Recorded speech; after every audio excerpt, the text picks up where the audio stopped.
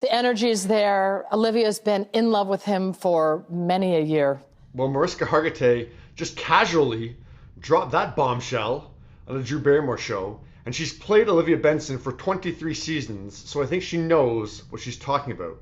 But yeah, now that Stabler is back in the Law & Order world, Mariska says the long-awaited romance might finally happen. He is free. In the show. And I think he's got eyes for me. I mean, this is literally... But Olivia Benson is hurt. I mean, he left me in a lurch for 10 years. And she's frightened. But he's back. He is. I think that we are slowly finding our way back to it, but I want to give him the amount of time he needs to grieve, Kathy Stabler. So Mariska has this all worked out, how Olivia Benson is feeling. Christopher Meloni, on the other hand, is completely in the dark.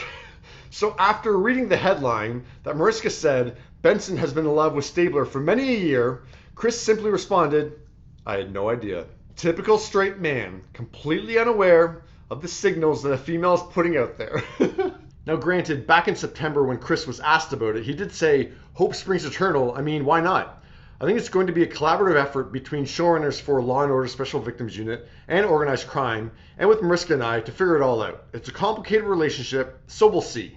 But this is a challenging one, because yeah, this romance has basically been going for 23 years. Sure, Stabler was gone for 10, but now he's back. And we always talk about that when in terms of, these romances on TV shows, will they or won't they?